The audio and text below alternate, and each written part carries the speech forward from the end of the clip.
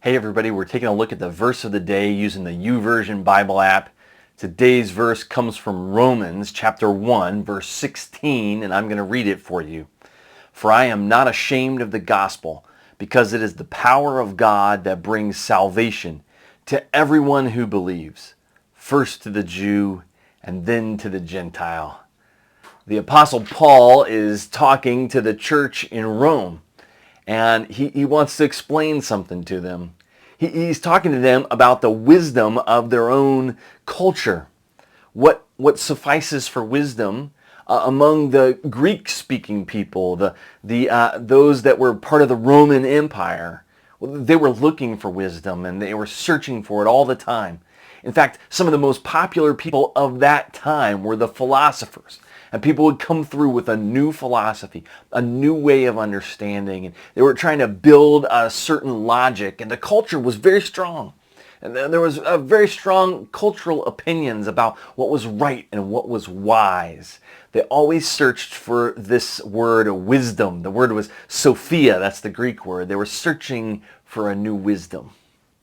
The Jewish people that Paul's addressing were also part of the church. There were some Jews that had become part of the church. And the Jewish people were looking for something a little different. It wasn't the philosophy of the day necessarily. It was the signs that came from the prophets. Sometimes it was the power of things to be able to show these great miracles. And Paul comes to them and he says, what the words of the gospel, they bring neither the wisdom of your age nor the signs that you're hoping for.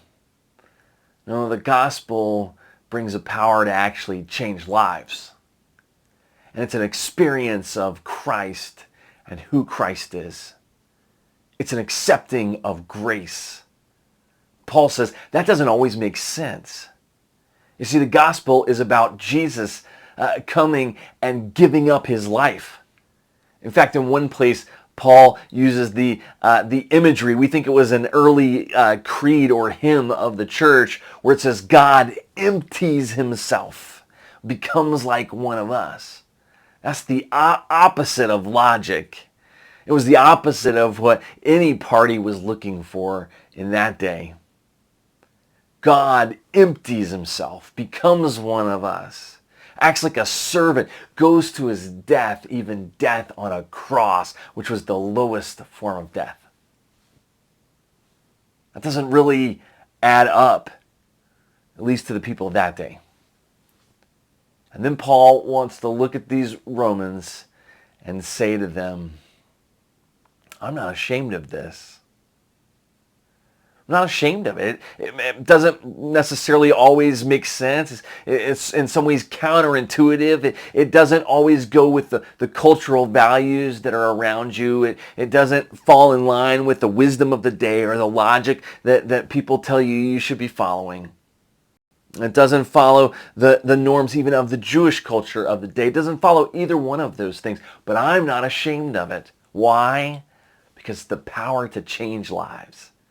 And then Paul tells us for the Jews and for the Gentiles, for everybody, that this story, the story of a God who would pursue us, who loves us so much, he would give his life up for us, that he would enter into our world, send his son to die on a cross and be resurrected, that story, the story of God emptying himself, that's the story of the cross.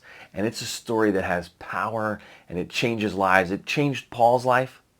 It's changed the lives of people throughout the generations. In fact, here we are 2,000 years later with millions of people following God. Why? Because lives have been changed. And yours can too.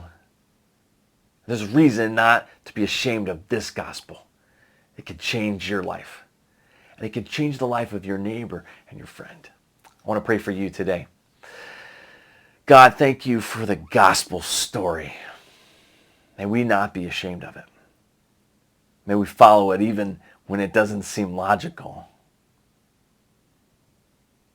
May we understand that you are a God who really comes into our world, into our lives, and knows us and changes us. God, would you change me today? Pray this in your name. Amen. Hey, thanks for taking a look at the verse of the day with me today. We'll talk to you again tomorrow.